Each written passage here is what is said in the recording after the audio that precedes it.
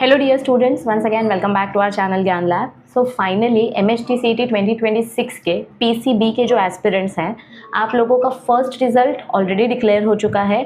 अब आपका जो सेकेंड अटेम्प्ट का रिजल्ट है, PCB स्टूडेंट्स सेकेंड अटेम्प्ट जिन्होंने 10th और 11th मई को एग्ज़ाम दिया था, आप लोगों का रिजल्ट कल यानी 17 जून रात को 11 साढ़े 11 बजे के बीच में रिलीज़ किया गया था।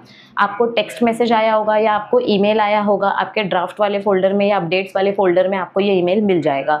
तो एक चीज़ मैंने ऑब्जर्व किया, मैं अभी आपको अपना रिजल्ट भी दिखा देती हूँ और ये रिजल्ट कैसे डाउनलोड करना है मैं वो भी दिखा देती हूँ। एक चीज़ जो मैंने ऑब्जर्व की है वो ये है कि फ़र्स्ट अटेम्प्ट में बहुत सारे बच्चों ने पार्टिसिपेट किया था, तो उस हिसाब से कम मार्क्स पे भी थोड़ा ज़्यादा परसेंटाइल आया है। लेकिन सेकेंड अटेम्प्ट में नंबर ऑफ़ पार्टिसिपेंट्स कम थे, इस वजह से कंपटीशन और ज़्यादा स्ट्रॉन्ग हो गया और ज़्यादा मार्क्स आने पर भी आपके परसेंटाइल कम बन रहा है। जितने कम स्टूडेंट्स रहते हैं उतना ज़्यादा कंपटीशन हो जाता है और उतना ज़्यादा आपका परसेंटाइल नीचे चला जाता है। तो ओवरऑल परसेंटाइल जब मैंने देखा मेरा खुद का बिलो 90 बन रहा है, तो मैं आपको दिखा देती हूँ कि मेरा कितना परसेंटाइल बन रहा है और फिर आप चेक करो कि आपका कितना परसेंटाइल बन रहा है। और वीडियो के नीचे अपना अटेम्प्ट 1 और अटेम्प्ट 2 दोनों का परसेंटाइल कमेंट करना। और उसके बाद अब आप लोग अपना कॉलेजेस का लिस्ट अच्छे से बाइफरकेट करके बना सकते हो कि आपको कौन से कॉलेजेस में एडमिशन लेने के चांसेस हैं, private college, semi government college या गवर्नमेंट कॉलेजेस। गवर्नमेंट कॉलेज का कट ऑफ याद रखो 99.9 या 99.8 सिर्फ इन्हीं परसेंटाइल वाले स्टूडेंट्स को मिलेगा जो एलीट गवर्नमेंट कॉलेजेस है। और उसके बाद जो सेकेंडरी लेवल पे गवर्नमेंट कॉलेजेस आते हैं वहाँ पर आपको 99.7 99.6 ऐसे परसेंटाइल वाले बच्चों को भी एडमिशन मिलने के चांसेस होते हैं। तो चलो देख लेते हैं, मेरा रिजल्ट चेक करते हैं, फिर आप अपना रिजल्ट चेक करके नीचे अपने दोनों अटेम्प्ट्स का परसेंटाइल कमेंट करो, तो पता चल जाएगा कि कैसा रिजल्ट आया है ओवरऑल पूरे महाराष्ट्र के एस्पिरेंट्स का। ठीक है, चलो देखते हैं। ओके, तो रिज़ल्ट चेक करने के लिए सबसे पहले आपको अपने ऑफिशियल वेबसाइट पे जाना है। ऑफिशियल वेबसाइट पे जाके आप जब यहाँ पर अपने लॉगिन पोर्टल पे क्लिक करेंगे, मैंने यहाँ पे लॉगिन पोर्टल पे क्लिक किया तो लॉगिन आईडी डालकर मेरा ये पर्टिकुलर प्रोफाइल मुझे दिखाई दे रहा है। अब नीचे स्कोर कार्ड वाले ऑप्शन में आ जाओ। जैसे ही आप स्कोर कार्ड पे क्लिक करते हो तो यहाँ पर आपको ऑप्शंस दिखाई देंगे, अटेम्प्ट 1 एंड अटेम्प्ट 2। आपको इस पर क्लिक करना है। जैसे ही मैं इस पर क्लिक करूँगी मुझे यहाँ पर ऑप्शन आएगा डाउनलोड अपना रिज़ल्ट। मैं अपना रिज़ल्ट डाउनलोड करके रखी हूँ ऑलरेडी। तो ये देखो, मैं यहाँ पर आपको दिखा देती हूँ MHT CET PCB second attempt score card. अब यहाँ पर आपको क्या दिखाई दे रहा है, आपका एप्लीकेशन नंबर वगैरह सब चेक कर लो। ये देखो, ये चीज़ आपको इधर दिखाई देगी कि मेरा फिज़िक्स, केमिस्ट्री, ठीक है, मैंने 0 अटेम्प्ट किया था। मेरा बायोलॉजी में कुछ 3 से 4 क्वेश्चंस इनकरेक्ट आए थे, तो ये 99.96। और देखो टोटल परसेंटाइल काफ़ी कम आया है, ठीक है, 86.3, 90 से कम आया है। ऐसा फर्स्ट टाइम हुआ है। अब ये सेकेंड अटेम्प्ट का रिज़ल्ट है, ठीक है, this is my second attempt का रिज़ल्ट।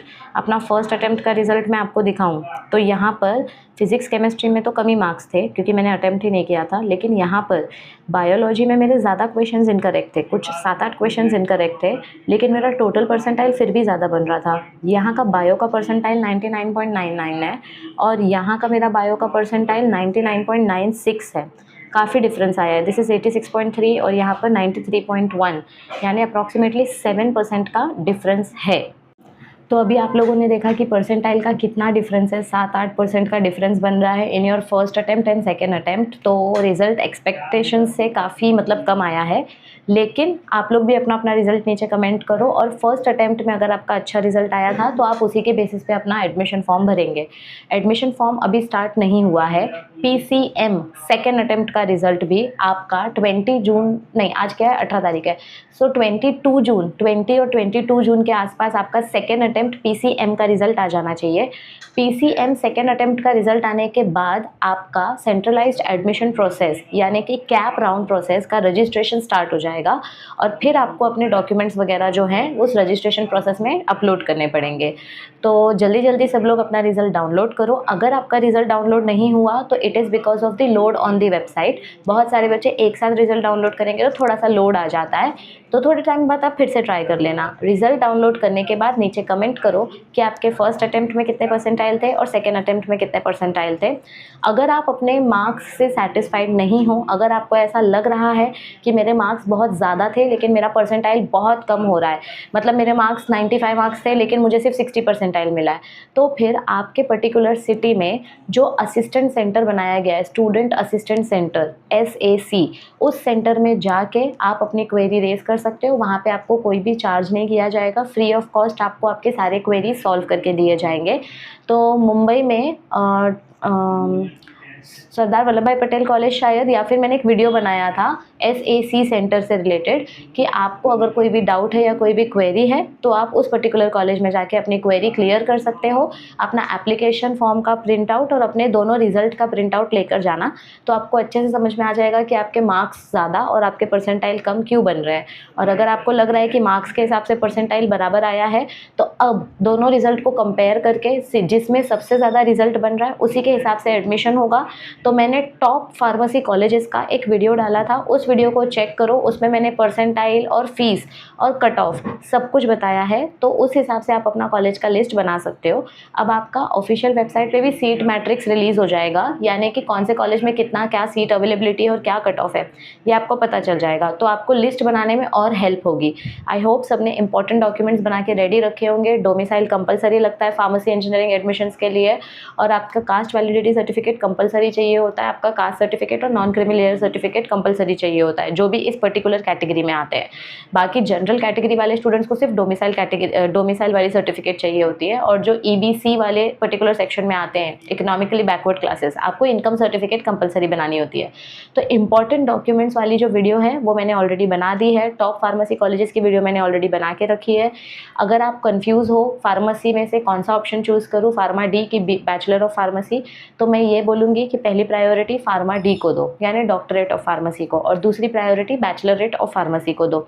और अगर फार्मेसी और नर्सिंग के बीच में आप कंफ्यूज्ड हो तो बेटा आपका बजट क्या है उसके बेसिस पे डिसाइड करो, क्योंकि दोनों कोर्सेज इक्वली वर्थ इट है। नर्सिंग भी वर्थ इट है, फार्मेसी भी वर्थ इट है। दोनों कोर्स करने के बाद आपको स्टार्टिंग सैलरी 10 से 15 हज़ार ही होगी, उसके बाद धीरे धीरे करके आपका इंक्रीमेंट होगा। अगर आप पेशेंट्स के कॉन्टैक्ट में रहना चाहते हो तो नर्सिंग ऑप्शन सिलेक्ट कर सकते हो या डॉक्टरेट ऑफ फार्मेसी सिलेक्ट कर सकते हो। और आपको सिर्फ रिसर्च में इंटरेस्ट है, मेडिसिन डेवलप करने में इंटरेस्ट है, कॉर्पोरेट वर्ल्ड में काम करने में इंटरेस्ट है, तो आप बैचलरेट ऑफ फार्मेसी सिलेक्ट कर सकते हो।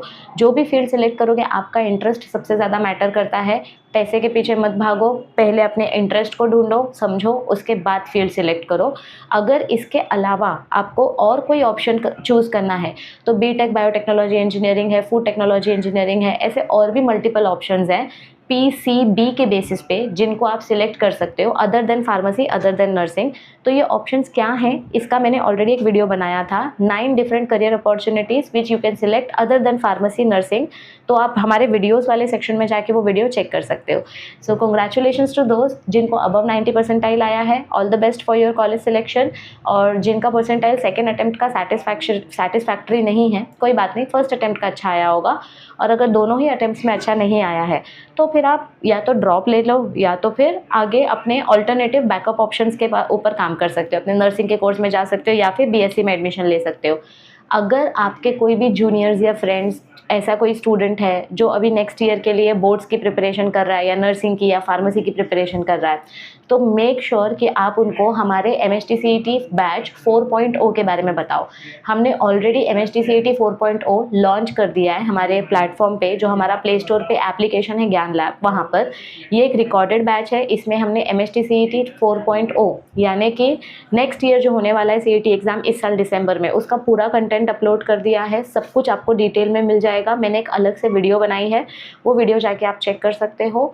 और सबसे सबसे सबसे important cheese, please make sure कि आप लोग डिसअपॉइंट ना हो। जैसा था जो था, आपके एफर्ट्स का आपको फ्रूट मिला है और बेटर कर सकते हो फ्यूचर में। This is just the beginning. And मैं नीचे एक गूगल फॉर्म का लिंक अपलोड कर रही हूँ। जिन भी स्टूडेंट्स ने हमारे प्लेटफॉर्म से तैयारी की है, तो अगर आपको ऐसा लगता है कि आपके मार्क्स अच्छे आए हैं तो आप नीचे दिए हुए गूगल फॉर्म का लिंक प्लीज़ फिल कर देना। 1-2 दिन में फिल कर देना, तो उस हिसाब से हमें पता चल जाएगा कि कितने बच्चों ने कौन से स्कोर किए हैं, और उस हिसाब से हम रिज़ल्ट अपना अपलोड कर पाएंगे इंस्टाग्राम और यूट्यूब पेज पे। तो हमारे प्लेटफॉर्म से MHT CET बैच 3.0, वरदान बैच, मॉक टेस्ट बैच या फिर यूट्यूब प्लेटफॉर्म से अगर आपने प्रिपरेशन की है तो मेक श्योर कि आप हमारे गूगल फॉर्म के लिंक को भर दो। मैं नीचे गूगल फॉर्म की लिंक अटैच कर रही हूँ। So all the best, bye bye, take care.